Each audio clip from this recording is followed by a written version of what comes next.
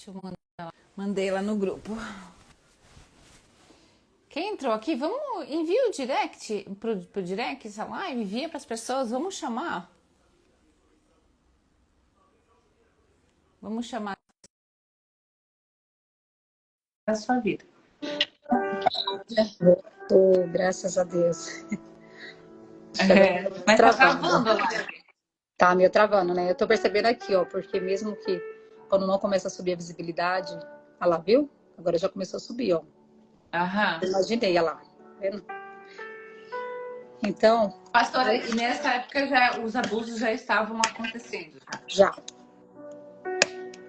Começou então por volta aí dos seus 9, por aí?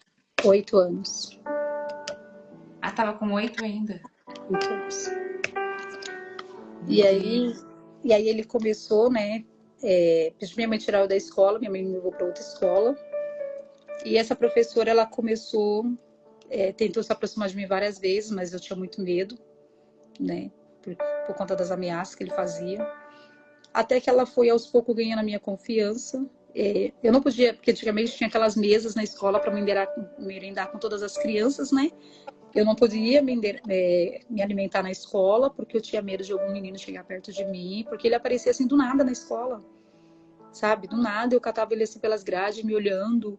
E assim, era uma tortura muito grande psicológica, emocional, sabe?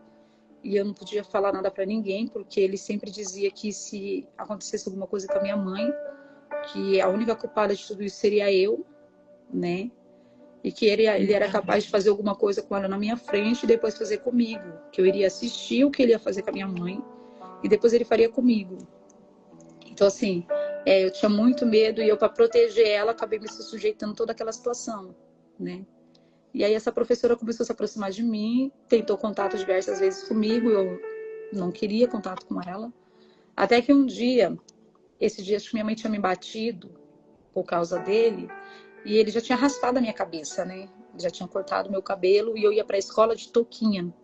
Então os meninos eu comecei a sofrer bullying na escola, os meninos começaram a me chamar de Maria João, né? Por conta disso, eu só usava touca na escola, no entanto que eu tenho uma fotografia, até hoje, tem só uma parte que está cortada ali, que mostra o meu cabelo raspado, né? Começando a nascer.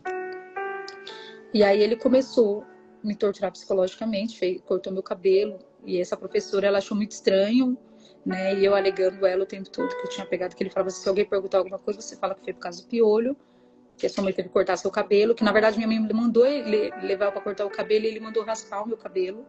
Ele começou em casa e terminou, né, com um rapaz cortando todo o meu cabelo, raspando e alegando que eu tinha piolho. Que era por conta do piolho que tinham raspado a minha cabeça, mas na verdade não era. Era ele já me torturando. Aham. E ela estranhou aquilo tudo, ela perguntou pra mim por que eu tinha cortado meu cabelo, pediu pra me tirar a touca, eu não queria tirar. E quando ela viu, ela já acionou a direção da escola, mas eu também não sabia. Então eles começaram a me estudar sem eu saber. Até que um dia ela ganhou minha confiança e eu acabei abrindo o jogo para ela, porque minha mãe tinha me batido um dia antes por ciúmes dele, né? Ele ficava inventando muitas histórias com minha mãe, que eu tinha pegado eu no caminho, beijando os meninos, que eu chegava na escola, que em casa era uma pessoa, na escola eu era outra, entendeu? Acho que às vezes que ele não conseguia se aproximar de mim, então ele manipulava minha mãe, criava alguma situação para minha mãe me bater, porque ele sabia que ele não podia me bater. Então ele usava a minha mãe cega, né? E acreditava em tudo que ele falava. E nesse dia eu fui para a escola muito chateada, né? Passei o dia inteiro chateada. E quase no final da aula, assim, essa professora, na hora que eu fui sair, ela me segurou. Ela falou, preciso falar com você. E ela começou a conversar comigo. E aí eu acabei abrindo o jogo para ela. Só que eu não sabia que ela estava com um gravador dentro da bolsa, gravando tudo. Uau. E aí na hora de ir embora, ela me abraçou e ela falou assim, você não vai me voltar mais para casa. Aí eu falei, não, eu preciso ir para casa, porque senão ele vai fazer uma atrocidade com a minha mãe, comigo, com meus irmãos. E ela falou assim, não, você está protegida. Tá, vou te levar para a direção. Aí eu fui para a direção. Cheguei lá, estava a diretora. O conselho tutelar já estava lá. Ele já tinha se tornado o conselho tutelar, já estava lá.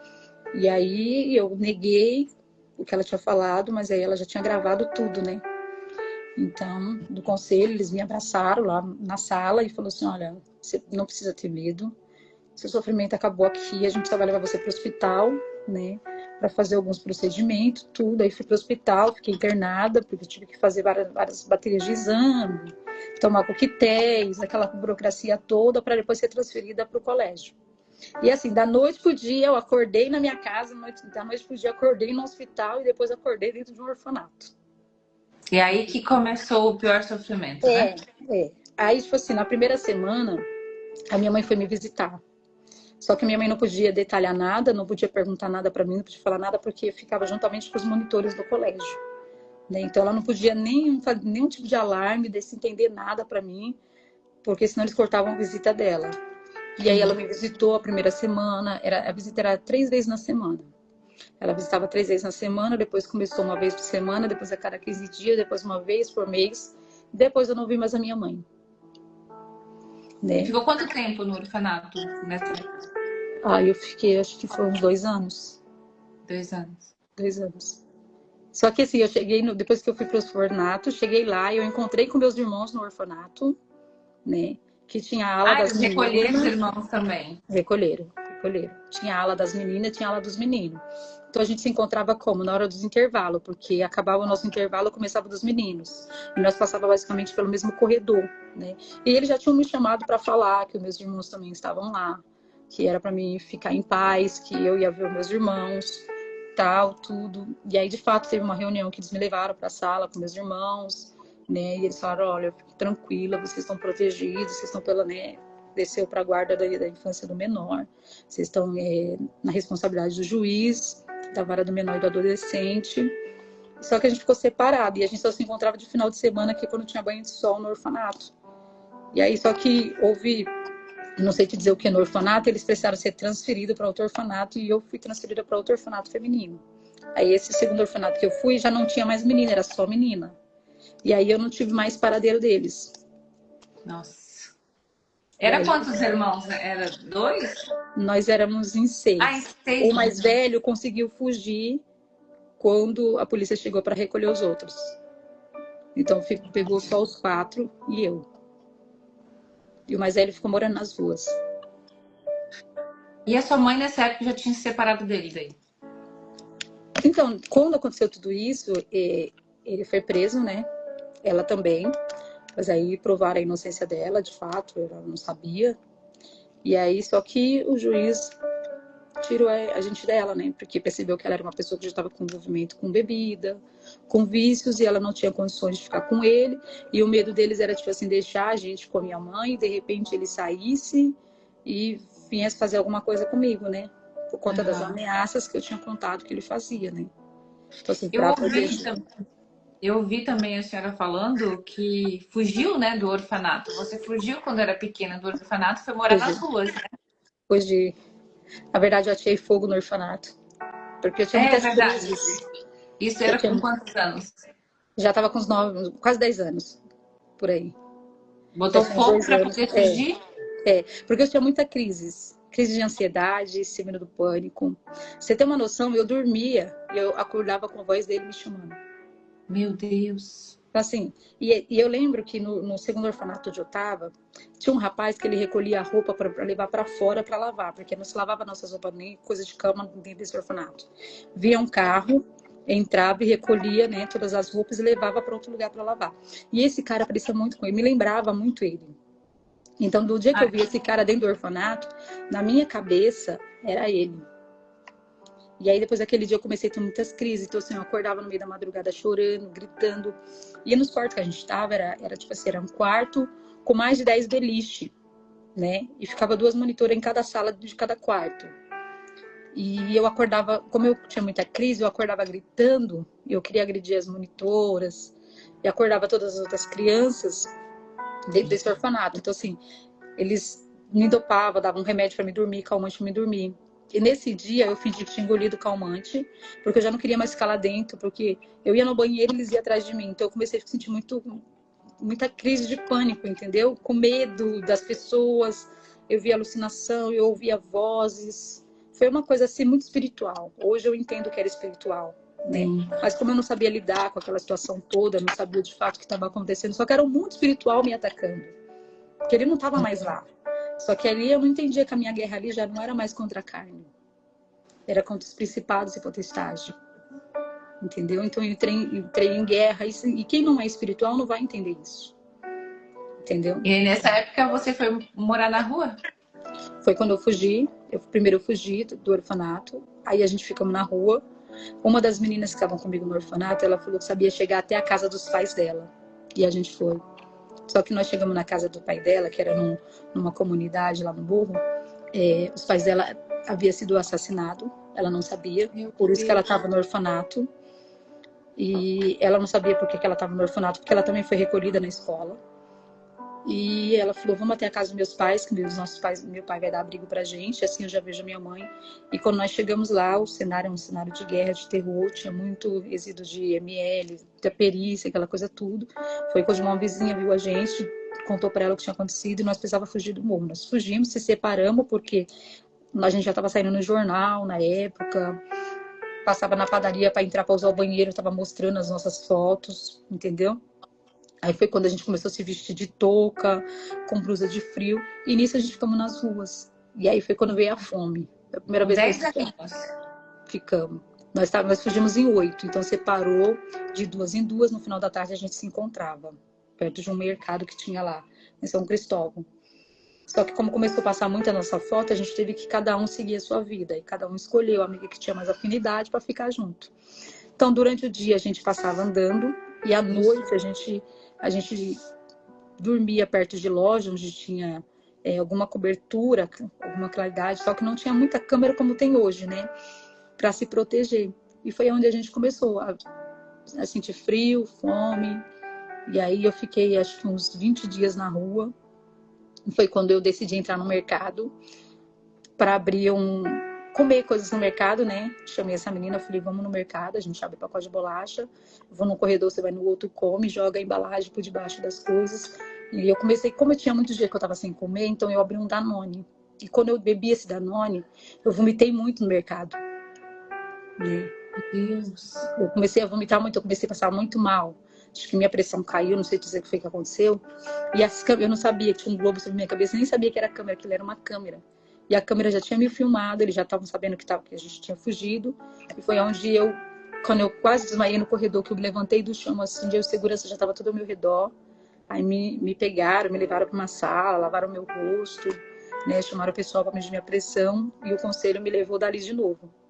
Quando eu voltei por esse colégio, o juiz, ele falou que não era mais para me ficar no orfanato, que era me transferir, porque era para transferir eu para uma FEBEM. Porque ele entendeu que eu era uma menina leviana, que eu não tinha como ser regenerada, e eu era uma mãe influente para as outras meninas que estavam ali. Meu Deus. Porque quando eu fiquei no orfanato, o mandato do orfanato era assim, Qual é a era diferença fechar. da FEBEM pelo orfanato? Oi? Qual é a diferença da FEBEM para... Totalmente. Porque no orfanato você tem horário para comer, você tem horário para dormir, o tratamento é outro, a disciplina é outra, entendeu? Você está no processo de regeneração, cada um tem a sua história, cada um tem o seu testemunho. Então no orfanato você fica até os 18 anos, você estuda, faz curso.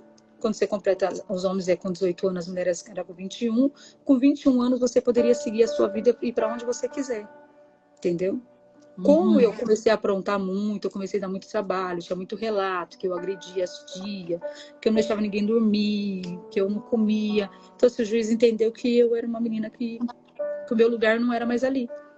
Que, de fato, eu me tornei uma menina que não tinha mais condições de ser regenerada.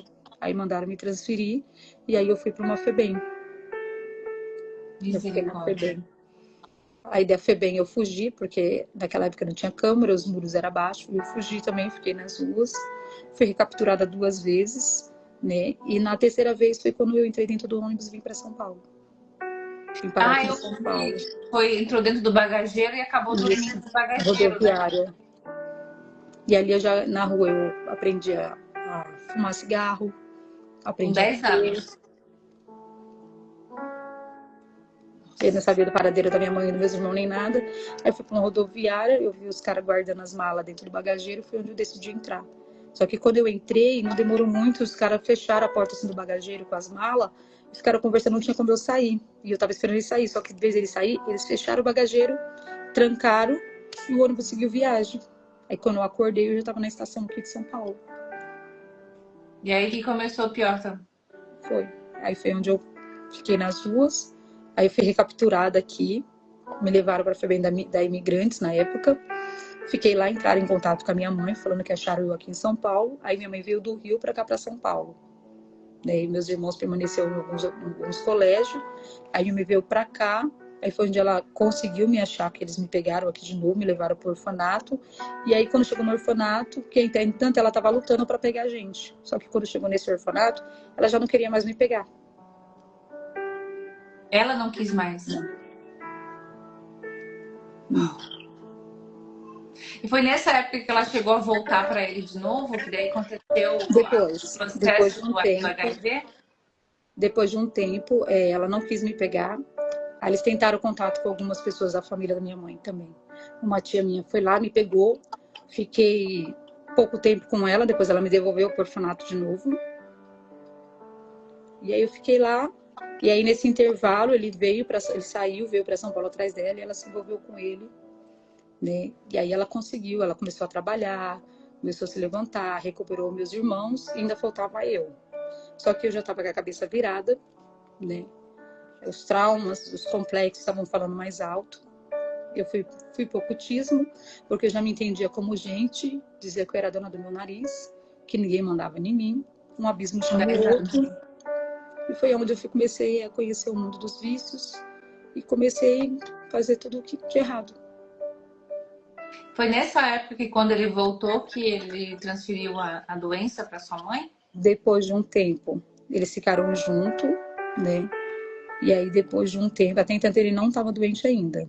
E aí, minha mãe falou que ele começou a ir para muitas boates, né? Lembra que eu disse para você que ele era um prostituto? E ele começou, não sei te dizer em que época que ele pegou essa doença. E que época que ele passou para ela. Porque quando a gente veio descobrir que ela estava doente, foi depois de muitos anos. Ele já havia morrido, né? Já tinha quase 20 anos que ele tinha morrido.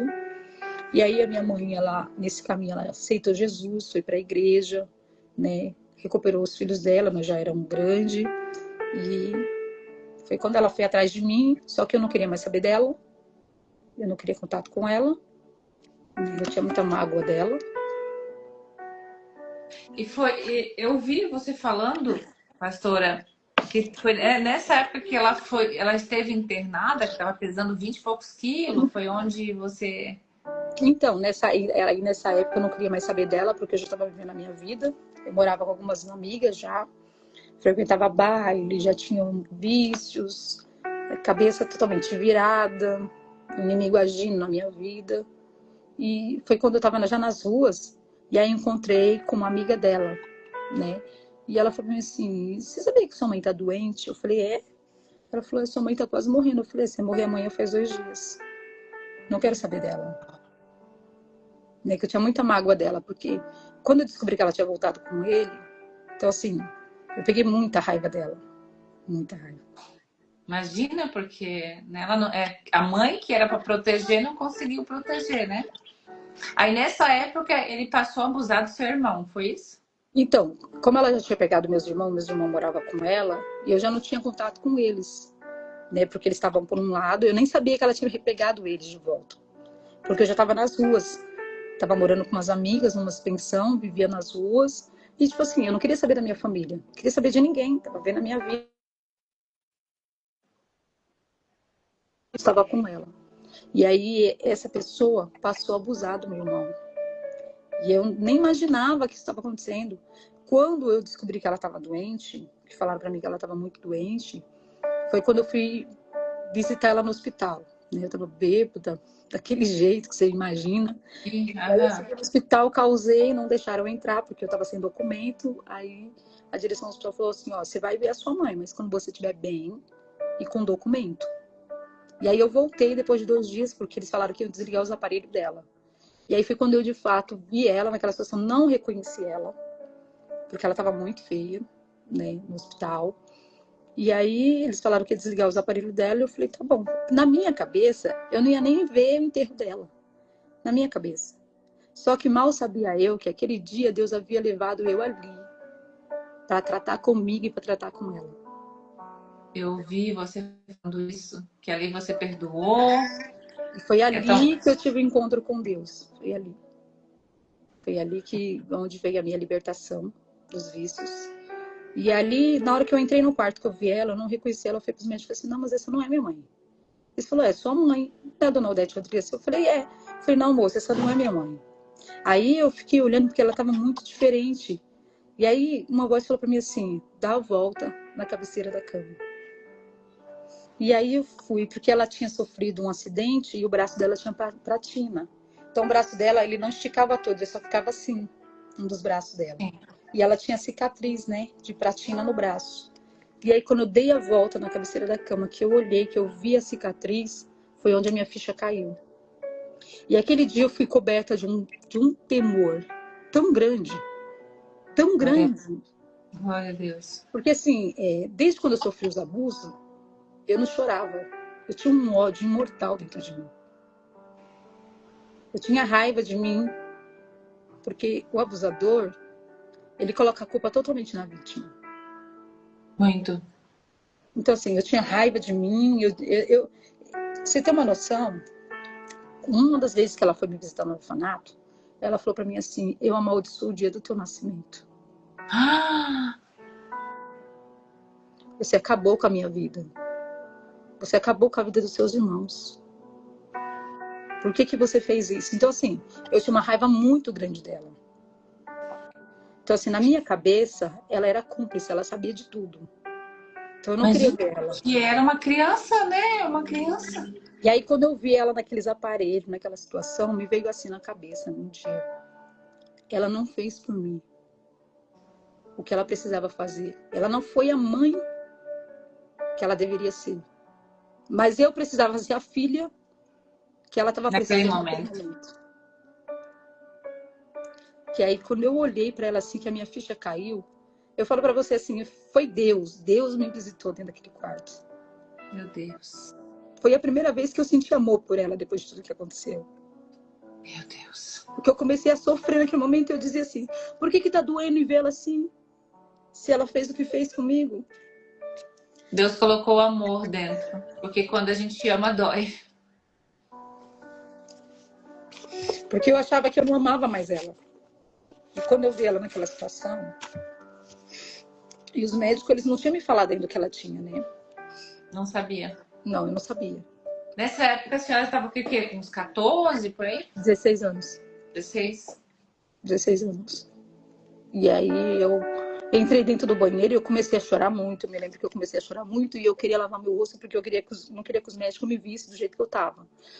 Porque eles ficaram do lado de fora, eles entraram comigo, o assistente social, o médico. Depois eles saíram e ficaram do lado de fora, pelo um vidro, me olhando, né? Conversando, não sei o quê.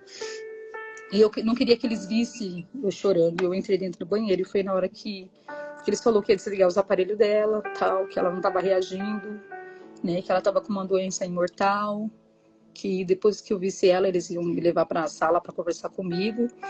E naquela época, o vírus do HIV, ele era uma doença muito preconceituosa, né? Quando se falava dessa doença, a pessoa descobria hoje, praticamente ia embora no outro dia. Não tinha tratamento, não tinha coquetéis, não tinha cura, né? E quando eu entrei dentro do banheiro e eu fiquei com raiva, assim, por que eu tô chorando, por que eu tô chorando? E eu me lembro que eu tava com uma blusa de frio que eu tinha mais de 15 dias que eu nem lavava essa blusa. E eu tinha ganhado um folhetinho na rua e eu amassei aquele folhetinho e coloquei dentro do bolso. E aí eu enfiei a mão no bolso assim e eu puxei aquele folheto. E aí estava amassado, eu desamassei ele. Quando eu desamassei ele, estava escrito assim, a última chance. Meu Deus. E aí eu não tinha discernimento de nada. Eu falava assim, na minha cabeça era a última chance, a última vez que eu estava vendo ela. Que daquele dia em diante eu nunca mais ia ver ela, porque os médicos já tinham me falado que iam desligar os aparelhos dela. E eu me lembro que eu sentei no chão do banheiro, do hospital, no vaso, coloquei a cabeça no vaso e perguntei para mim por que eu estava chorando. Eu comecei a ficar com raiva porque minhas lágrimas caíam e eu não conseguia controlar minhas emoções naquele momento. E era uma coisa que eu já não tinha mais emoção, eu não agia mais pela emoção, eu só agia pela razão. Me tornei uma pessoa muito ignorante, uma pessoa muito bruta. Dor, né? Dor. Porque a dor faz isso, né? O ferido, Faz, a ele dor fere. faz. É. Pastor, o ferido, ele fere. Então, assim, todas as pessoas que vinham ao meu encontro, eu só feria as pessoas. E ali, quando eu encontrei aquele bilhete, que eu desamassei, que eu comecei a ler aquele bilhete, e eu falei assim, então, Deus, o Senhor vai levar ela. Não tinha nem intimidade, só sabia que Deus existe, porque eu aprendi dentro do ocultismo que o cara lá de cima era o que mandava em tudo, entendeu? Que a gente não podia fazer nada sem que o cara de lá de cima permitisse. E aí eu comecei a mencionar Deus, o cara lá de cima. Eu falei, você que você é o cara daí de cima e você vai levar ela, tudo bem, mas só cuida de mim. E aí quando eu vi aquele bilhete, a última chance, eu comecei a perguntar o que ele estava querendo dizer para mim. Na minha cabeça era ela que ia morrer, porque eu estava na rua, eu arrumava muito problema. Então ativou vários gatilhos em mim naquele momento. E aí o tempo foi passando. E quando eu me dei conta, eu já estava no banheiro, chorando, de joelho, pedindo para que ele desse a última chance para mim e para ela. E quando eu escutei um barulho, eu escutei chamando a minha voz muito longe, sabe? E aquele ronco, porque aqueles barulhos daquelas máquinas, aquele ronco que ela fazia, porque ela estava com tubo. E aí quando eu abri a porta do quarto, ela estava tentando se levantar. Parecia um robô, assim, sabe? Tentando arrancar os aparelhos. E aí as máquinas começaram a apitar. Os médicos falaram que eu precisava sair do quarto, que eu precisava sair, que era uma emergência. E aí eu saí do quarto chorando. E eles ficaram lá dentro, não demoraram que 5 minutos lá dentro. Eles vieram e falaram para mim, ó, vamos precisar ligar para sua família, porque a dona Odete entrou em óbito. E aí quando eles falaram, ela entrou em óbito, e eu fiquei com mais raiva ainda, porque eu falei assim, Deus, você me trouxe aqui para me ver ela morrer. Era melhor que eu nem soubesse que ela estava aqui. Ou que a notícia chegasse que ela já tinha sido enterrada. E aí eu fiquei com muita raiva, sentei no corredor, eles vieram conversar comigo, eu não queria conversar com ninguém. E eu fiquei lá no hospital anestesiado um bom tempo, eu não conseguia sair do hospital, não conseguia fazer nada. E demorou umas 2 horas eu lá no hospital, a assistência social vindo conversar comigo, psicólogo. Se você perguntar para mim o que foi que ele falou para mim até hoje, eu não sei te dizer. Porque eu não conseguia discernir Não tem nenhuma como palavra. pensar, né? Não sei até hoje o que foi que eles falaram para mim. Eu só lembro que não demorou muito, abriu-se o elevador de onde eu estava, na cadeira sentava, e saiu o meu irmão mais velho, minha tia, de encontro comigo no corredor chorando, me abraçaram. Aí falaram, desde quando você está aqui? E aí eu olhei, pode deitar ali, não pode aparecer aqui. Eu olhei para eles assim, eu falei, acabou, agora eu me entrego. Tipo assim, para mim o mundo tinha acabado ali. E aí eles entraram na sala, saíram com a documentação para poder fazer a liberação do corpo dela, né? E esse hospital que ela estava tinha um negócio de ML do outro lado da rua, onde contratava o serviço funeral, né? Minha tia e meu irmão foram lá contratar o serviço funeral, perguntaram se eu queria ir, eu falei que eu não queria ir, fiquei sentada lá no banco, eu queria saber onde ia ser o enterro, tudo para me poder ir embora, porque eu já não morava com eles, eu morava na rua, né? E eles me chamaram para ir para casa deles, eu falei que eu não queria, e eu fiquei ali. E aí, quando eles estavam atravessando a rua, uma equipe médica gritou, chamou eles, e eles voltaram para trás e falaram assim, ó, a gente não sabe te dizer o que aconteceu. Eu sei que a dona Odete, ela reagiu, né, e estão subindo com ela para UTI, vamos tentar entubar ela porque a gente não sabe. Tem um nome que fala quando o corpo se mexe, dá algum sinal, tem um nome que eu não vou te falar agora, que eles falaram pra gente lá na hora. A gente não sabe se é efeito da adrenalina, dos remédios que ela tomou, porque ela já estava em coma há uns dias, né? Mas a gente preferiu aguardar no período de 48 horas, né, para testar o laudo. Aí pediram o laudo que estava com a minha tia, o médico rasgou o laudo e falou, olha, vou pedir para vocês aguardar, a gente entrar em contato com vocês de novo. Mas a princípio ela já está subindo do necrotério para UTI e nós vamos avaliar o corpo dela ela já novamente. estava no necrotério. Já tinham descido com ela. Até a hora que nós estávamos lá, a gente viu na hora que passou a maca com ela coberta com lençol branco e tudo. Cobriram ela com lençol branco, a gente desceu pelo elevador e ela desceu pelo elevador de serviço com 2 enfermeiros. Ela desceu. E foi nessa hora que o médico chamou, que ela desceu do elevador, o médico chamou e deu a documentação com minha tia e mandou a minha tia lá ver, como ela já estava internada, então assim, já tinha o laudo, o atestado dela, né? Então não precisava fazer autópsia, perícia, nem nada. O médico já tinha atestado o óbito dela. Porque de fato eles já iam desligar os aparelhos. Aí como veio essa decorrência, que na hora que eu saí do banheiro, ela estava tentando me chamar. E em seguida ela teve uma parada e ela não resistiu. E naquele momento. Aí eles levaram ela para UTI. E naquele momento, foi na hora que eu entendi a palavra, que era a última chance. Porque quando eu saí do quarto, que eles me chamaram falando que ela tinha entrado em óbito, tiraram eu da sala, depois falaram, e aí eu fiz prova com Deus. Eu falei, Deus, se o Senhor existe, se o Senhor tem um plano na minha vida e um plano na vida dela, me dá um sinal. Porque se você levantar ela dali, fazer qualquer coisa que me mostre que o Senhor existe, a partir de hoje eu não bebo mais, eu não fumo mais, eu não uso mais droga. Então ali eu entendi que foi o sinal que eu tinha pedido a Deus, né? E ela foi para a UTI, ficou. Quando foi no outro dia, ligaram para o meu irmão. Ele ligou para minha amiga, porque eu não quis ir com eles para casa deles. Voltei para o lugar onde eu ficava. E aí minha amiga ligou e falou assim, ó, o hospital ligou para o seu irmão e parece que estão chamando a sua família lá. Eu falei, agora de fato vão atestar o óbito dela. O prazo que eles queriam foi dado. E para nossa surpresa, quando nós chegamos lá, eles falaram assim, olha, a gente entubou a dona Odete de novo. Ela está entubada, o coração dela está batendo fraquinho. Ela está respirando com ventilador, né? E como o coração dela está batendo, eu não posso testar o óbito dela mais. Até que, de fato, ele para de bater de vez. E daquele dia em diante, ela só começou a reagir. Até que ela teve alta com 8 meses do hospital. Meu Deus. E foi quando você passou o período com ela, né? Foi quando eu fui para o hospital, eu decidi ficar no hospital. Meu irmão mais velho decidiu me ajudar, falou, se você encarar isso, não vai faltar comida, roupa para você, eu trago, eu compro para você. Ele comprou umas roupas para mim. Ele falou, eu preciso que você fique no hospital. E eu era de menor, não podia abrir uma exceção, fiquei escondida dentro do hospital, tá? E aí eu me lembro que nos intervalos, alguns intervalos, tinha culto nesse hospital, né? Tinha culto que acontecia, religioso e culto da igreja católica, e eu participava dos 2 cultos. E cada culto que eu ia, Deus foi falando comigo. Deus foi falando comigo, Deus foi trabalhando. E ali foi onde nasceu a minha fé, né? E aí foi passando o tempo, ela não andava, os ossos dela tinham atrofiado, né? Ela não falava mais, ela teve que aprender a voltar a falar. Ela tomava NPP na veia, depois ela começou a usar sonda no nariz, depois ela começou a se alimentar. E aí com 4 meses eu tava dando papinha para ela na boca. Meu Deus. Trocando a fralda dela e dando banho nela, né? A última chance do Comadre. E aí eu colocava ela no meu colo, para me dar banho nela, trocar ela, eu tinha que colocar luva, avental. E aí, tipo, as enfermeiras chegavam, eu já tinha dado banho nela, já tinha trocado ela, já tinha dado comida para ela, já tinha trocado a cama dela. E assim, eu tratei dela como se ela fosse um bebê. Foi onde ela foi saindo, teve alta, foi para casa. Aí eu tive que ir para casa dela cuidar dela, fiquei lá com ela. Foram 2 anos, ela ainda assim nessa luta na cama. Fecha a porta aqui, filho. E aí ela foi se levantando, se levantando. Quando ela se levantou, ela foi para a igreja. E aí eu saí da presença de Deus.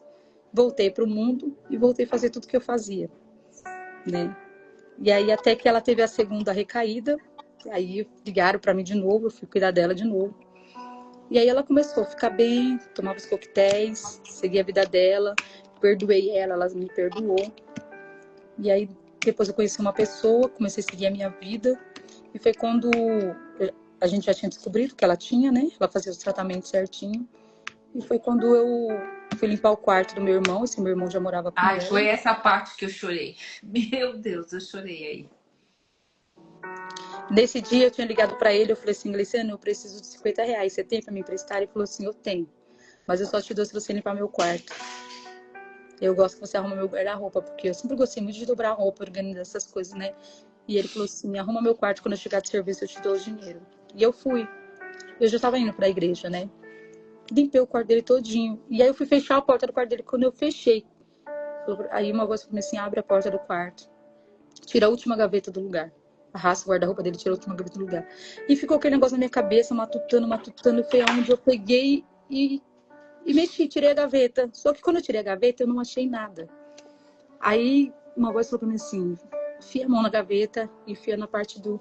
Porque era aqueles guarda-roupa de 3 gavetas, tinha um espelho. Lembra aquele que tinha um espelho no meio, as portas aqui e aqui? Exatamente esse guarda-roupa. Eu tirei a última gaveta, só que a pasta dele estava enfiada no canto, na parte de baixo. Não tinha como ninguém achar, se Deus não tivesse me revelado. Quando eu tirei a mão, que eu achei uma sacola com uma pasta, sentei na cama dele e comecei a ler tudo. Quando eu achei o laudo, estava escrito laudo médico, que eu achei, que eu comecei a ler, a minha alma saiu do corpo. Ele tinha quantos anos? Ele era mais novo que você? Ele estava acho que com 28. 28 anos. Não, eu sou mais nova, né, do que ele. Ah, então quando ele começou o abuso no seu irmão, ele já era mais ou menos um adolescente, por aí. Por aí. Meu Deus. E aí eu peguei, quando eu li, eu não acreditei. Aí eu vi os mesmos remédios que minha mãe tomava, eu não acreditei. Porque a princípio eu peguei a sacola de remédio. Eu falei assim, o que minha mãe tá escondendo esses remédios aqui? Eu falei, na minha cabeça eu falei assim, não acredito que ela não tá tomando os coquetéis. Na minha cabeça eu falei assim, por isso que ela tá passando mal, porque ela não tá tomando os coquetéis. Aí eu fui enfiar a mão pra ver se tinha alguns remédios, foi onde eu achei a pasta. Aí comecei a ler. Quando eu comecei a ler, que eu vi. Era ele. E em um dos atestados falava que ele tinha prazo de 6 meses de vida. Eu ouvi você falando. E ele não quis. E aí eu esperei ele chegar, eu fiquei no quarto, eu chorei muito. Minha mãe perguntou por que eu tava chorando e eu não quis falar. Eu não quis falar e eu não sei te dizer o que foi, sabe? Foi um mix de sentimento. Ativou vários gatilhos, só que na minha cabeça assim, aonde ele pegou isso? Como ele pegou isso? Não passava na minha cabeça isso. Não passava. Não passava. Eu esperei ele chegar, quando ele chegou, aí ele já veio brincando comigo assim, ah, você me esperou até agora pra pegar seu dinheiro, né? Aí ele olhou e falou, por que você tá chorando? O que aconteceu? Aí eu entrei, mandei ele entrar no quarto, fechei a porta. Ele, o que foi? Por que você tá chorando? Aconteceu alguma coisa? Aí eu peguei e mostrei a pasta pra ele. Quando eu mostrei a pasta pra ele, eu falei, o que é isso? Aí ele mudou, ele se transfigurou assim. Ele, quem mandou você mexer ali? Quem mandou? Jogou a bolsa no chão e falou, quem mandou? Você não devia ter feito isso comigo, você não devia ter mexido ali. Eu falei assim, mas eu não mexi porque eu quis. Alguma coisa falou pra mim mexer lá. E aí eu perguntei pra ele assim, como foi isso? Isso é verdade? Ele falou, é verdade, é verdade. Aí ele abriu a porta do quarto, chamou minha mãe. O meu outro irmão tava na sala.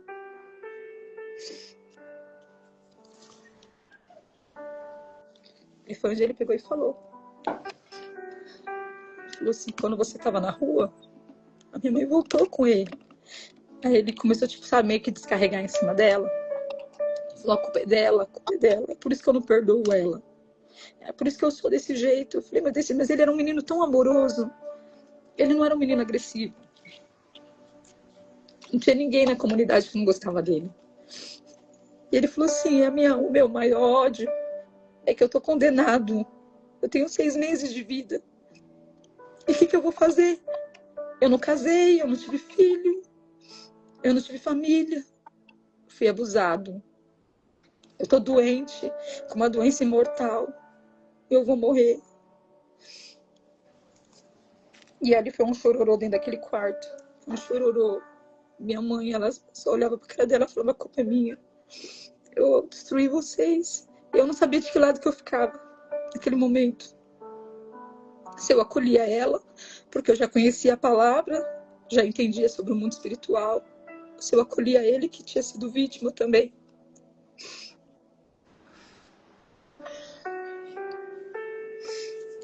A gente chorou muito.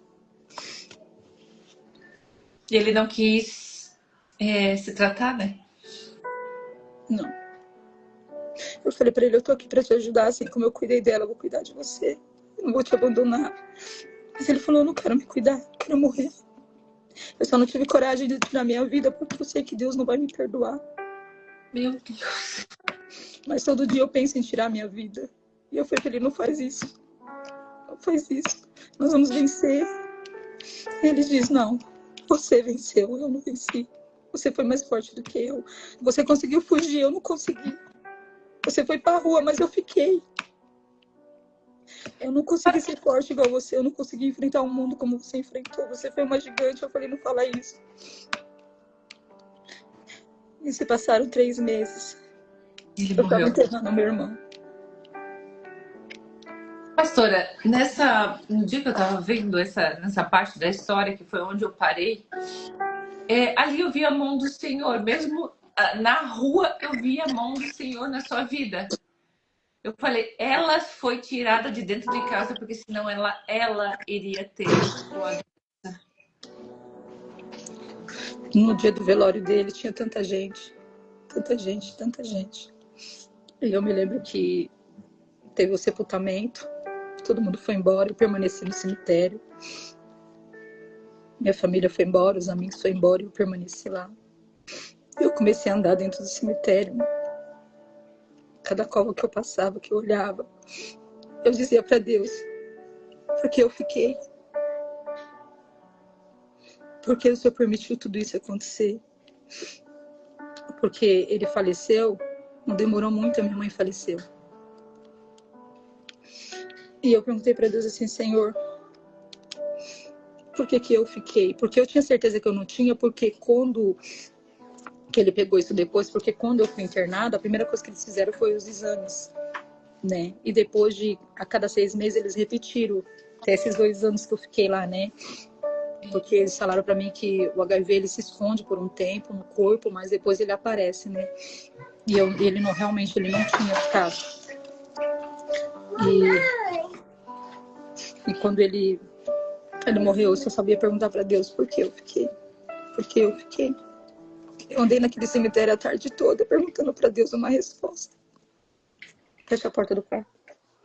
Eu não conseguia entender naquele momento, de fato, o que foi que estava acontecendo, né? Eu só indagava a Deus, eu falei assim, Senhor permitiu tanta coisa na minha vida acontecer, eu te encontrar, eu te servir, para chegar aqui o Senhor me ferir, porque eu me culpei pela morte dele, porque eu dizia assim, se eu não tivesse fugido, ele estaria vivo. E quando eu olhei para aquela cova, eu não via ele, eu via eu. Meu Deus. Porque eu entendi que aquela morte não era para ser ele, era para ser eu. Foi isso que Mas eu por conta pensei da nesse chamada, dia. Deus preferiu me ferir do que me perder. Aham. Foi o jeito que Deus achou de cuidar de você, mesmo na rua, do que perder você. Por causa do chamado. Por causa do chamado. Porque Deus falou assim, ele não iria me servir. Ele não iria fazer o que você faz. Eu já estava pregando a palavra quando ele faleceu, né? Deus já estava me levantando no ministério da palavra. Então, eu não entendi. E passaram pouco tempo. A minha mãe ficou viva ainda. Não demorou muito. Ela não aguentou o baque. Ela morreu também. Ela começou a ficar muito doente, muito doente. Ela se culpava da morte dele. Ela parou de tomar os coquetéis. E ela ficou ruim, ela morreu. E depois da morte dela, o meu outro irmão, porque eles moravam os 3 no apartamento, eu morava no apartamento próximo, né? Eu saí da casa dela, disse que não voltaria mais, porque ele tinha morrido, não queria mais entrar na casa dela. Entrei lá só no dia de pegar roupa para enterrar ele. Depois eu não fui mais na casa dela, ela que ia na minha. Depois eu me vi voltando na casa dela para pegar roupa para enterrar ela. E aí ficou o meu outro irmão, que era o mais novo, no apartamento sozinho. Se passaram 6 meses, eu tava entrando lá de novo para enterrar o meu outro irmão. Do quê? Ele morreu engasgado na mesa.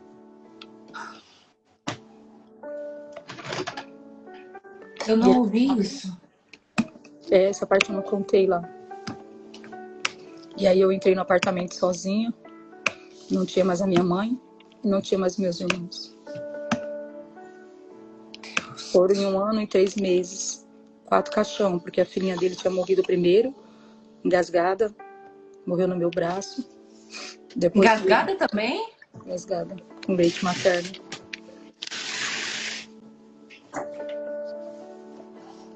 E aí foi ele, depois foi a minha mãe, com 8 meses foi minha mãe, e com 4 meses foi o meu outro irmão, 6 meses foi o meu outro irmão. E hoje tem 1 ou 2 vivos? Tem 3, só que um é o que está na Alemanha, que foi levado no mesmo orfanato que eu desci para adoção. Ah, que foi separado no orfanato, né?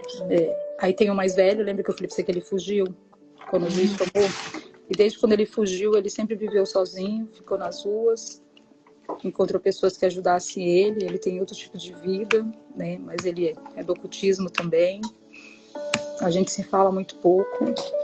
E o meu outro irmão que ficou também, ele tem os traumas dele, o complexo dele. Meu Deus do Tem céu. recaídas. E, para resumir, a única que está de pé que serve ao Senhor sou eu. Eu costumo falar que a gente perdoa mas é uma dor que ainda fica, ainda tem um restinho da dor, assim. Eu pelo menos, eu não consigo esquecer isso, né? E eu imagino que a senhora também. E assim, por muito tempo, pastora Bárbara, eu não queria falar sobre esse assunto, né? Depois que eles morreram. E aí eu me lembro que veio a primeira agenda, né? Do último caixão que desceu da minha casa. E eu falei para Deus que eu não queria mais pregar, que eu iria sentar no último banco, ia somente o adorar, em meio luto, e que eu não queria mais fazer a obra de Deus, porque Deus havia me ferido muito, muito, muito. E eu me lembro que o pregador daquela noite, ele estava pregando Jó 14, versículo 7. Meu Deus. Nunca esqueço Tirou daquela toda a mensagem. família. E foi aquela mensagem que me levantou. Cheiro das E hoje o águas. senhor deu uma família linda para a senhora, né? E hoje eu sirvo ao Senhor. Hoje eu entendo que a gente não é levantado pelas nossas forças, a gente é levantado por Deus. E Pela hoje eu sei graça. que eu estou de pé porque foi no meio da minha dor que Deus me fez gerar raízes profundas.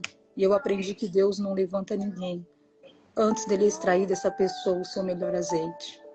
É verdade. Eu passei pela prensa. A prensa do Getsemane. Porque na prensa é menos de mim e mais dele. Talvez seja pessoas que estão aqui nessa live ouvindo esse testemunho e você não entende porque no meio da tua família, dentro da tua casa, você é tão provado. Você passa por tanta coisa, já passou por tanta coisa e ainda assim está aqui vivo. É porque outras pessoas não suportariam chorando no teu lugar aquilo que você suporta sorrindo. Aleluia. E hoje eu sou ministra da Palavra de Deus, sou pastora pela misericórdia. E eu falo assim que toda vez que o inimigo tenta me derrubar, Deus abre portas para me pregar. Porque é no altar que eu sou curada. É no altar. E passou alguns anos, né? E eu falei para Deus que eu não queria mais saber. Eu tinha anulado essa história, né? Eu falei, eu não quero mais saber sobre esse assunto, eu não quero saber mais sobre essa história. E o Senhor falou comigo. Deus falou assim, eu não te feri por uma casa. Eu te feri por um propósito. Uau. E eu vou te curar. Vai ser quando eu estiver te usando. Você é o remédio para outras pessoas. Mas enquanto eu curo lá, eu curo aqui também. Naquele dia, eu ouvi o testemunho da senhora que eu estava bem para baixo mesmo. Eu vi, a pessoa entrou como se fosse refrigério. Eu falei, olha a mão de Deus nisso, a mão de Deus nessa história. Glória a Deus. Falou Raquel falando, meu Deus, isso me tocou tanto. Perdi minha mãe, meu pai, meu irmão. E meu filho. E meu filho. E eu perdi uma filha também no meu ventre, né? Depois de tudo A senhora isso. perdeu uma filha? Perdi. O enxoval quase todo pronto. Fiquei uma semana pregando a palavra com ela morta na minha barriga. Uma semana. Pastora, mas a senhora chegou a fazer algum processo de libertação? Porque houve uma maldição na sua família, né? De morte, de doença. Foi quando desceu o último caixão, foi quando Deus falou para mim assim, dentro do cemitério. Eu quebro esse ciclo hoje aqui. A morte para aqui. Foi quando meu irmão morreu. Porque o meu irmão morreu, pastora, eu tava falando com ele no telefone e eu falei para ele assim, ó, tô chegando na igreja para pregar. Quando eu sair do culto eu te ligo, tá bom? E ele falou, tá bom. Desliguei o telefone e entrei. Subi para o altar para pregar um congresso de mulheres. E aí eu tava pregando, de repente eu vi alguns amigos entrando dentro da igreja. De congresso, todo mundo vai bem vestido, né? Os meus amigos entrou muito simples, de chinelo. Quando eu vi eles entrando, meu coração já gelou em cima do altar. Eu falei, tá acontecendo alguma coisa. Porque eles nem eram crentes. Eu falei, o que esse povo tá entrando dentro da igreja? E eu pregando, chamaram o pastor desceu, foi pra sala com eles. E aí o pastor voltou, veio até mim no altar e falou, filha, você precisa descer porque a gente precisa falar com você. E eu virei para ele e falei, pastor, eu preciso terminar a minha mensagem e depois você me fala. Mas naquele momento, pastora, o meu corpo já estava totalmente gelado. A minha mente já estava assim, aconteceu alguma coisa, mas eu não sabia dizer o que que era. E aí eu concluí a mensagem, chamei um levita para louvar naquele momento, né? E foi nesse intervalo que o levita começou a louvar, que a igreja estava uma bênção, estava uma presença muito gostosa dentro do culto. Foi nesse momento que eu desci, me levaram para a sala, já com um copo de água na mão com açúcar, e me sentaram e falou, senta, porque a gente precisa de dar uma notícia para você e não é boa. E aí já falaram para mim assim, o seu irmão morreu, acabou de morrer. E aí eu falei assim, como meu irmão morreu? Que irmão? Aí falaram, o Luciano acabou de morrer. Eu falei, não, meu irmão não morreu não, acabei de falar com ele antes de chegar no culto. Eu falei, gente, vocês precisam ver a notícia primeiro, vocês chegam assim me assustando, eu tô pregando a palavra, olha como vocês me deixaram, eu tô tremendo. Eu falei com ele quase E foi agora. aquele do engasgado? Foi. Aí eu falei assim, não, quer ver? Eu falei com ele quase agora, quando eu peguei meu telefone na bolsa, que eu olhei, tava 103 chamadas. Quando eu vi 103 chamadas de todo mundo, amigos, família, vizinhos, que eu olhei, foi onde minha ficha caiu. Aí eu sentei, eu falei, como isso aconteceu? Mas a palavra a gente não sabe ainda. Só sei que você precisa ir para a delegacia, porque parece que ele já chegou morto no hospital. O médico não atestou o laudo dele e o seu outro irmão está preso. Eu falei, como? Ele falou, o seu irmão está preso. Eu falei, não, como assim, gente? O que aconteceu? Ninguém sabia dizer o que aconteceu. Eu cheguei na delegacia, o delegado falou para mim que meu irmão estava detido, porque ele chegou com meu irmão nos braços morto, entrou como morte suspeita. Como meu irmão já tinha problema com a justiça no passado, o delegado atuou ele em flagrante naquele momento. Misericórdia. Agora que socorreu meu irmão, ele estava com cheiro de álcool, então eles deduziram que ele havia matado o meu irmão. E aí ele ficou 4 dias na delegacia, até sair o laudo da perícia para provar que de fato não tinha sido ele.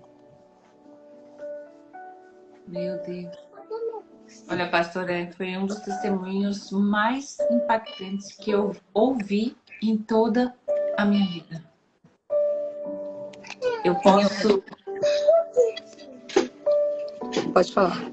Desde a hora que a gente iniciou outra live, eu vejo um livro na senhora. Eu vejo um livro na senhora. Desde a outra live, antes de cair essa. Eu tenho promessa, pastora. Eu tenho promessa e eu sei que essa promessa ela vai sair do papel na hora e no momento certo. Do livro? Deus já me deu o nome do meu livro. Eu vi um livro de você. Desde a primeira live que caiu, que a gente tirou. E quando Deus me deu o nome do meu livro, foi quando eu enterrei meu último irmão, que Deus falou para mim assim, que aquela maldição estava sendo quebrada naquele momento. Que eu falei para Deus, e agora o Senhor vai tirar mais o que de mim? Deus falou assim, agora não é mais tempo de perder, é tempo de restituir. A maldição precisava ser quebrada aqui, né? E caminhando dentro do cemitério pela 4ª vez, foi quando Deus bradou no meu coração dentro do cemitério. Eu parei e o Senhor falou assim, você vai escrever o seu livro. E eu disse, como? Vou falar o quê? Que você me feriu? Que você matou a minha casa? Sabe, eu entrei em guerra dentro do cemitério com Deus e o Senhor falou para mim assim, o nome do seu livro vai ser... Aí fez eu olhar, né, para todo o cemitério, começou a cair uma garoa muito forte naqueles dias. As pessoas, todo mundo já tinha despedido, todo mundo já tinha ido embora, eu não queria ir embora do cemitério. E aí eu olhei para aquelas covas frias e o Senhor falou mesmo, o nome do seu livro será Entre os Mortos e Feridos. Tu és uma sobrevivente. Que lindo. Eu falei, como? Já chegou a buscar alguma editora? Não. Algumas editoras, quando eu contei meu testemunho no podcast, entraram em contato comigo. Porém, o valor é muito alto, né? Nesse momento eu não tenho... Eu tenho uma para indicar com valor bem baixinho mesmo, que é da Thalita Cumy. Não sei se conhece. Inclusive, ela está em São Paulo agora. Ela é uma editora que lança o livro do pastor Luiz Hermínio aqui de Itajaí. É uma editora bem... Pastora, já me falaram assim, nossa, o seu testemunho, ele dá para ser uma série. É uma série na Netflix. Tem hora que nem eu acredito, você acredita? Tem hora que eu me pego aqui dentro da minha casa, assim. Eu fiquei Somente 2 dias pensando na sua história. Fiquei, tanto é que eu fui lá para as redes sociais. O seu testemunho, parece assim que a minha dor saiu assim, passou um bálsamo em mim, aquela hora que eu não consegui mais pensar em nada, nada, nada.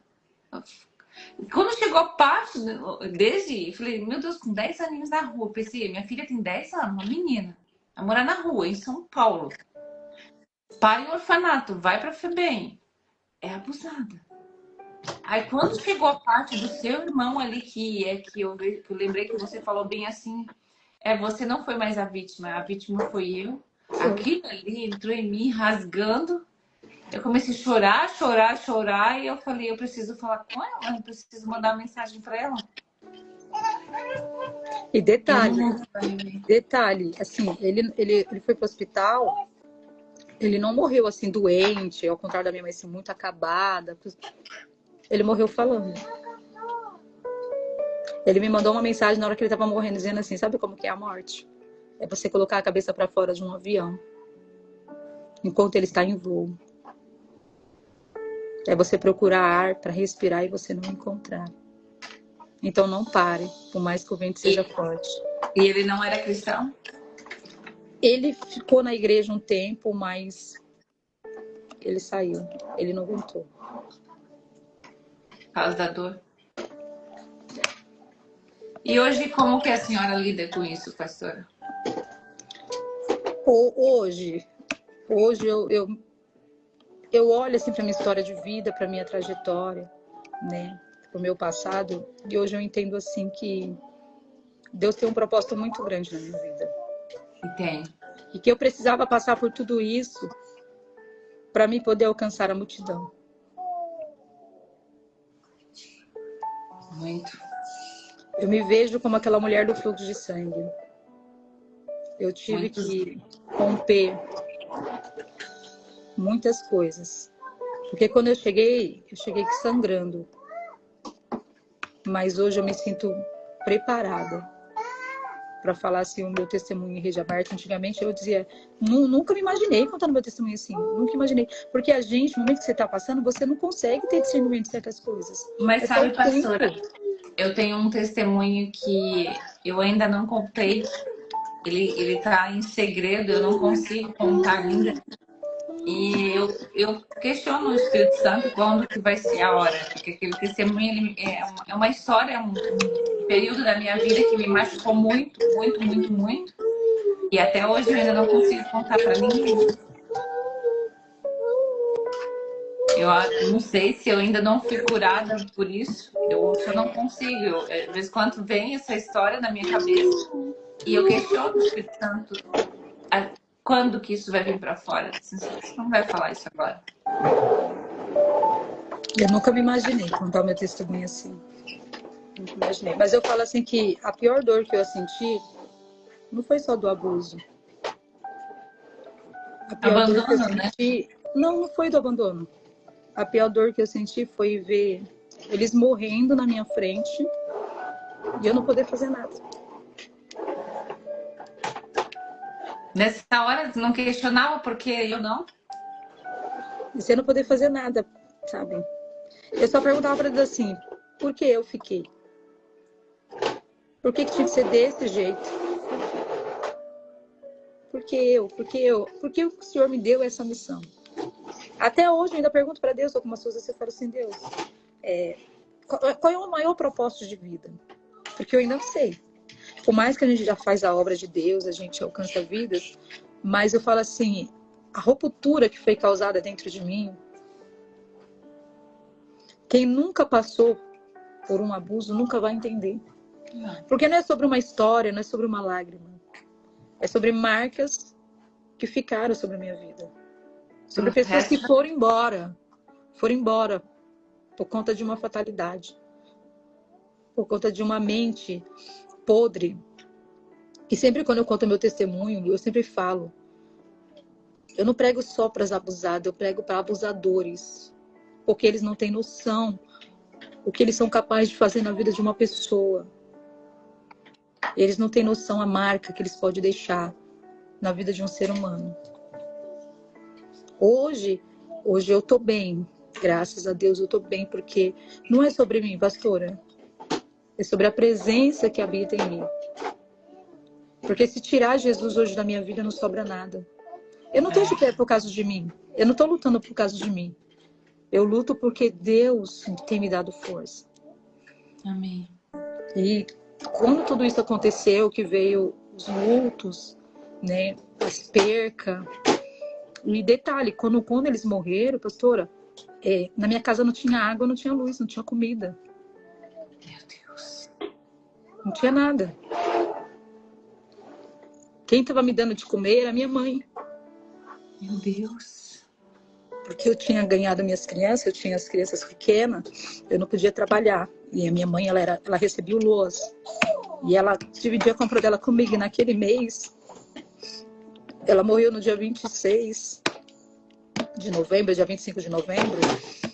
E eu estava esperando ela receber para a gente fazer compra para me dar o de comer para meus filhos. E aquele mês eu não tinha que dar para meus filhos comer.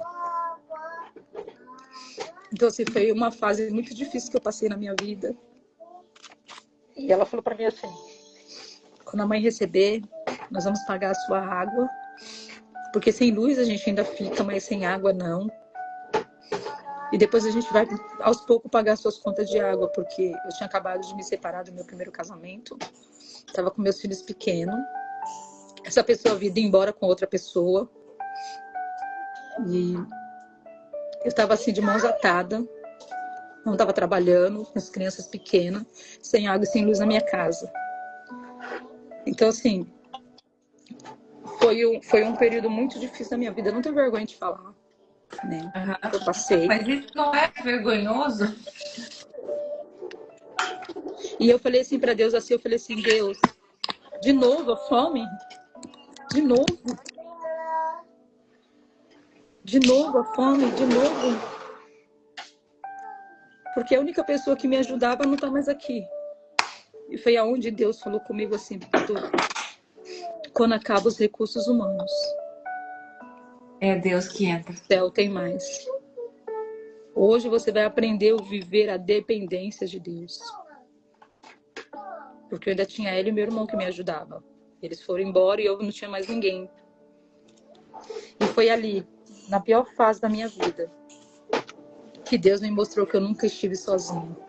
Ô, pastora, tem uma história, acho que um ponto da sua história que foi onde eu parei, comecei a louvar, comecei a orar, que foi atrás do caminhão, o dia que você queria se suicidar, né? Que daí apareceu, Deus mandou uma Foi criança. Deus tirou uma mulher dentro da vigília, uma irmã dentro da vigília. Ela presenciou um assalto, ela ficou com medo de voltar para a igreja naquele momento.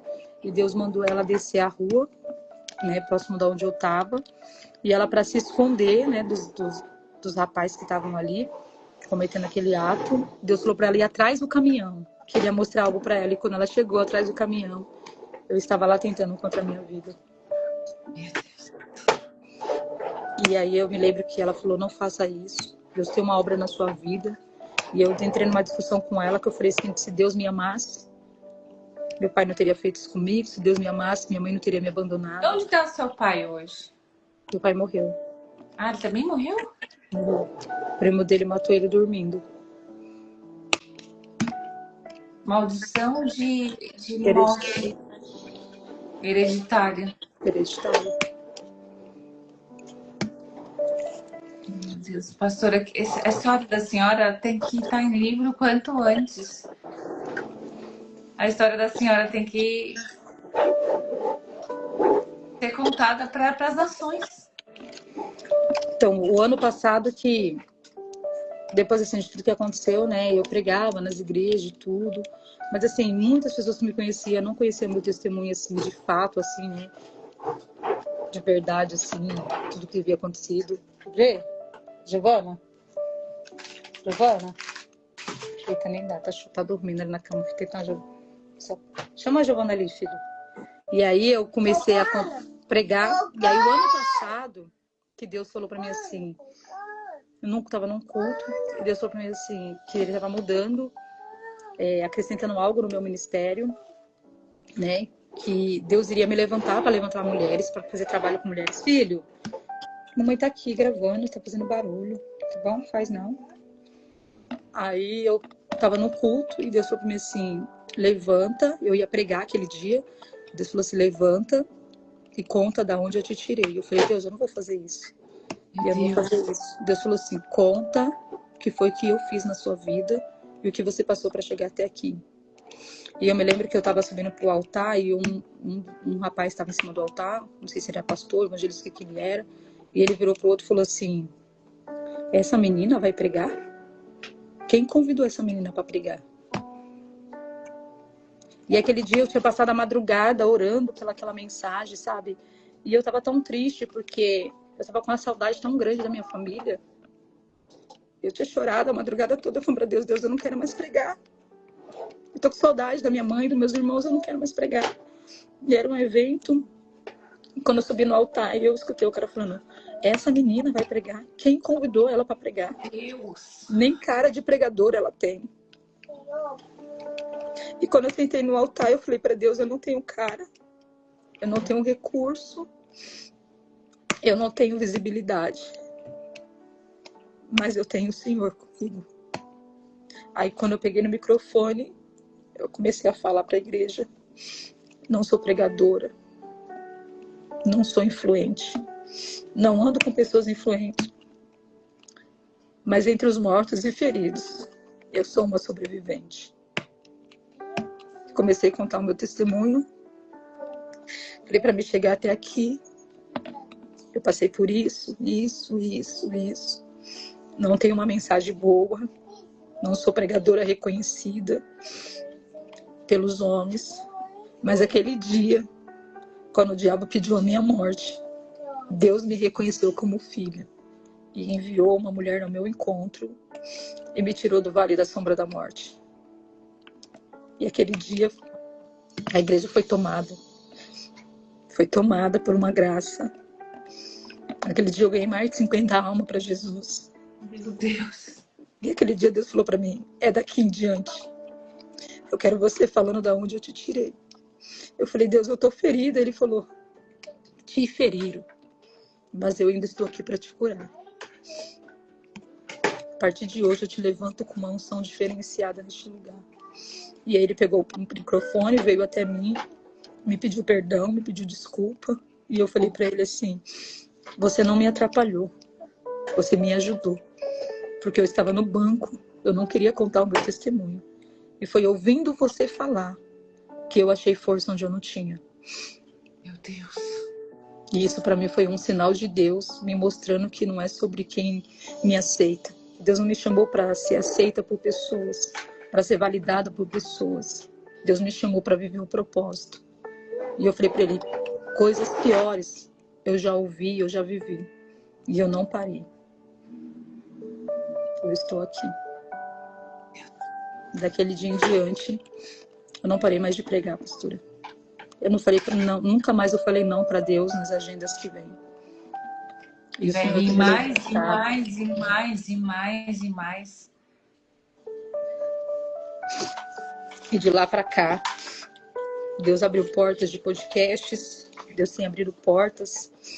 Eu não prego a semana inteira porque eu tenho casa, eu tenho família e eu tô controlando as minhas agendas, né? Aí eu não vou em qualquer lugar, eu vou onde Deus manda. Sim. Glória a Deus. De lá para cá, e eu nunca tinha pregado num congresso. Não, tinha sido a segunda vez que eu tinha pregado num congresso. Né? Foi quando meu irmão morreu e dessa vez. Daquele dia, Deus abriu portas de congresso, conferências, chá de mulheres. E pela misericórdia de Deus. Essa semana passada agora, fui pregar numa igreja, eu tinha chegado de viagem no interior, né? E eu falei pro meu marido assim, meu Deus, nós estávamos vindo na viagem. Eu falei assim, Deus me feriu tanto para vir fazer atravessar a Macedônia, que eu estava no interior, 580 km de onde eu moro. Fui pregar, falar o meu testemunho. E eu estava voltando de viagem, né? Cheguei no sábado de manhã cedo, descansando um pouco, e à noite eu tinha um congresso para me pregar. E eu cheguei no congresso, eu não coloquei uma roupa bonita, pastora. Porque como as roupas melhorzinhas que eu tinha estava na mala, eu levei e usei no interior, não deu tempo de lavar. Então Sim. eu peguei uma roupa simples que eu tinha aqui em casa, eu falei, meu marido assim, hoje eu vou simples. O meu falou, não, coloca o vestido. Eu falei, não, amor, eu cheguei, esse vestido tá tudo sujo. Não deu tempo de lavar, não vou usar vestido sujo. Não, eu vou assim mesmo. E fui, coloquei uma sapatilha no pé e fui bem simples. Cheguei na igreja, eu passei esse mesmo constrangimento. O pastor ficou o tempo todo me olhando. Ele chegou na moça que estava no aparelho de som e falou para ela assim, aumenta a voz, porque nem voz para pregar ela tem. Ele falou isso, eu continuei no meu lugar, meu esposo olhou para minha cara e falou, vamos embora? Eu falei, não, eu não vou embora. Eu não posso anular a minha chamada por conta de uma pessoa. Eu vou ficar e eu vou pregar a palavra. Eu subi no altar, como eu estava muito rouca, porque eu já tinha uma semana que estava pregando direto no interior, de manhã, de tarde, de noite, minha voz estava rouca. E quando eu subi no altar, ele falou para a moça assim de novo, aumenta o volume dela, porque eu não estou conseguindo ouvir ela. E eu falei, varão, você não vai conseguir me ouvir mesmo, porque você vai ter que chegar mais para perto, eu tô rouca.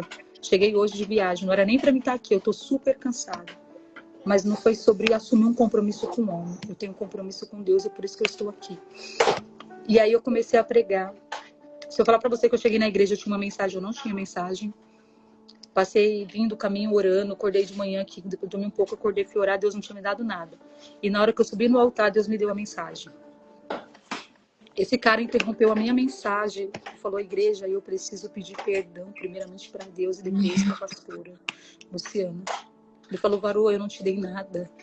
Eu não te dei nada, eu tô com vergonha de mim. Eu tô com vergonha, eu preciso te pedir perdão diante da igreja. Porque eu olhei a sua aparência, eu olhei a sua voz. Mas eu não consegui enxergar as suas feridas. Meu Deus. Eu tenho 60 e poucos anos, eu nunca vivi o que você viveu. E ele me pediu perdão. Olha, ele sabe, eu falei pra ele, eu te perdoo. Te perdoo, eu falei pra ele, fique em paz. A gente anda muito, a gente vê muita coisa. E uma coisa eu aprendi com Deus, não absorver tudo que vem pela frente. Não. Porque nem tudo é punição, tem coisas que é pra gente se fortalecer. E ele falou, eu preciso te pedir perdão. Que eu comecei a mensagem embaixo, depois eu fui dando lugar. E levar para um outro nível, né? Porque querendo ou não, interrompida é uma história. Aquela pastora aconteceu isso lá naquela igreja. Ou seja, querendo ou não, tá soprando o nome. Tá soprando ainda mais o nome. Exatamente. Aí quando eu desci do altar, Deus falou para mim assim, toda vez que eu quiser humilhar o inimigo, eu nunca vou levantar alguém do nível dele. Eu sempre vou pegar o menor da casa. Nossa. Porque na matemática do céu, o menor ainda é o maior. Coisa linda. E eu fui para casa assim com meu coração quentinho, radiante de gratidão. Porque não é sobre a nossa dor, pastora. Não. É sobre a cura. Eu não subo no altar eu subo no altar porque eu fui curada.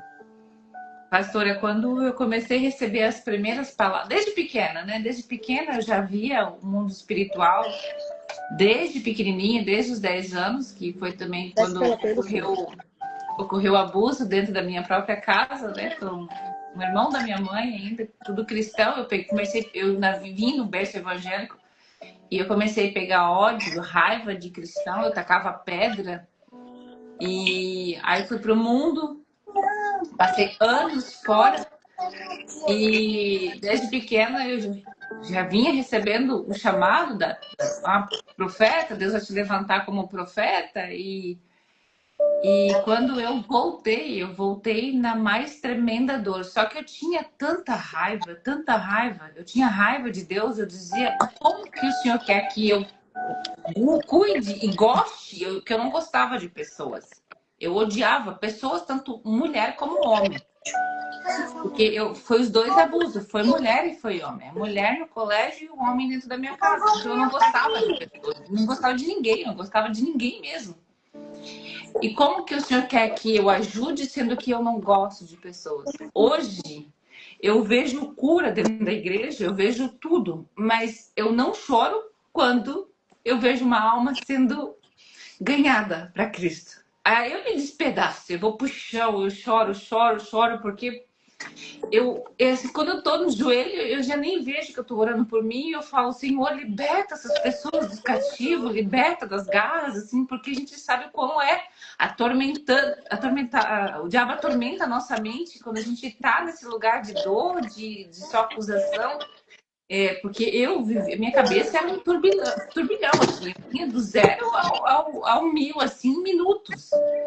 Eu pensava coisas, eu via coisas, era o tempo todo. Então, eu sei o quanto o diabo aprisiona na mente de uma pessoa. Então, quando eu tô no joelho hoje, eu tô orando pra minha família. Quando eu vejo, já tô orando por pessoas que eu nunca vi na minha vida, para libertar a mente das garras de Satanás. Porque eu sei quanto é ruim estar nesse lugar. Exatamente. Hoje é alma. É alma. E hoje eu dor, entendo que tudo tem um preço, né? Tem um preço. Quem mais dado, mais é cobrado. Tem pessoas que são cobradas antes da chamada, outros durante a chamada, outros depois da chamada. No meu caso, eu paguei o preço bem antes. Nem imaginaria que um dia eu serviria ao altar, que um dia eu fosse chegar aonde eu cheguei, porque você está no lugar alto, pastora? Ainda não. Você está no lugar que você gostaria? Ainda não. Mas eu também já não estou mais onde eu estava. Então, assim, diante de tudo que eu passei, eu avancei. muito. E eu, pastora, eu não preciso ter espelho à minha volta. Eu sou o reflexo da minha dor. Então, assim, quando Deus me faz lembrar do meu passado, não é sobre quem me feriu, é sobre quem me curou. Porque o meu passado dizia que era morte. Mas eu não imaginaria que eu conheceria um Deus que já tinha preparado para mim um futuro intacto. Porque eu procurei a morte, mas eu não encontrei. E se cumpriu na minha vida o Salmo 91. Quando Deus dá ordem aos seus anjos, ao nosso respeito, para nos guardar e nos proteger de todos os nossos maus caminhos. Porque o caminho que eu trilhava era um caminho de morte. Só que eu não sabia que tinha anjos me guardando. E hoje eu falo, até quando eu ministro, eu falo assim que ninguém morre de véspera a não ser peru. Se não chegou a sua hora, você não vai. Porque por diversas vezes eu procurei a morte, mas eu não a encontrei. Eu via do lado da minha cama. E ele dizia para mim, sobe lá em cima, pega teus filhos e sobe lá em cima, joga de lá, ninguém se importa com você, porque uma dor que eu ainda carrego que eu não consigo entender esse trabalhar de Deus ainda, eu não consegui ainda me curar em relação a isso. Parece assim que o mundo esquece da gente, né? Deus tem um chamado para nós, a gente se sente solitário, a gente é anulado, parece assim que a gente é invisível aos olhos do mundo. Desce lá para lá comigo, por favor. Ele quer aparecer aqui, não pode. Mas hoje eu tô bem, eu tô igual aquele louvor. Hoje eu tô bem, mas um dia já estive mal, né? Hoje fica as lembranças, né? A saudade, porque a saudade ela machuca, né? Mas o propósito me faz entender que os caminhos de Deus, eles são mais altos. Os pensamentos deles são maiores que o meu. Que lindo. Né? Eu tenho vivido todos os dias. Obrigada. A gente está um tempinho aqui. Muito obrigada pelo seu testemunho. Amanhã eu vou entrar em contato com essa editora, que eu conheço ela, ela é uma amiga minha. E eu vou pedir para ela entrar em contato com a senhora. É a editora Thalita Cume, inclusive é de São Paulo. Eu nunca vi editora tão em conta igual essa. Muito, muito, muito mesmo. Assim, que as outras, a vista das outras, assim, não é nem 3%, assim, é bem em conta. Eu vou pedir para ela entrar em contato, eu vou conversar com ela e pedir para ela entrar em contato com a senhora. Amém. Amém. Eu agradeço a oportunidade. Espero que de alguma forma Deus tenha falado com essas pessoas. Não entrou tanta gente que a gente queria, né? Com tanta seguidor, mas eu falo que não é sobre quantidade, é sobre propósito. Vale uma alma, né? Se uma pessoa for tocada.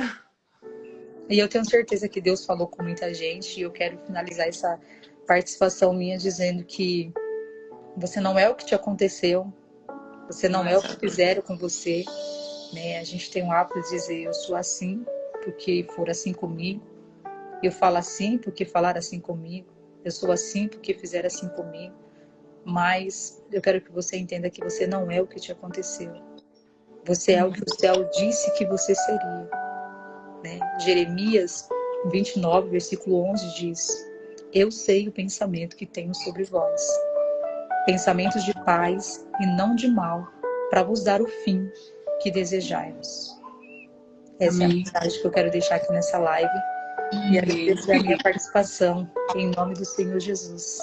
Obrigada, pastora. Obrigada. Obrigada. Deus abençoe grandemente a vida da senhora. Tenho certeza que muitas pessoas ainda precisam ouvir essa história. Tenho certeza que pessoas serão libertas do cativo, do abuso, da rejeição, das drogas, do abandono. Eu tenho certeza que vidas serão alcançadas. Eu agradeço demais. Amém. E ter a oportunidade de estar aqui e ouvir mais uma vez a sua história, porque é lindo que o Senhor fez na sua vida. É lindo, lindo, lindo. Glória a Deus. É lindo. Obrigada a todos que vieram aqui. Seguem ela lá, seguem ela. Porque gente, é uma bênção. na paz do Senhor Jesus. Eu vou sair, tá Pastora, bom? Deus abençoe. Deus abençoe. Tchau, tchau. Tchau. Amém. Tchau. Amém. Forte, forte, forte a live. Esse testemunho dela, eu vi tem que umas 3 semanas atrás, e até agora ainda ele tá mexendo comigo, e eu tenho certeza que mexeu com vocês aqui. Vocês vão lá, seguem ela, porque é uma bênção. Assim como Deus fez na história delas, Deus fará na história de vocês. Não há nada impossível para o agir de Deus, e não há dor nenhuma que não pode ser curada através da presença do Senhor. Que Deus abençoe vocês, que Deus guarde, que Deus acampe seus anjos na sua casa, em nome de Jesus. Amém. Obrigada a todos vocês. Tchau, tchau.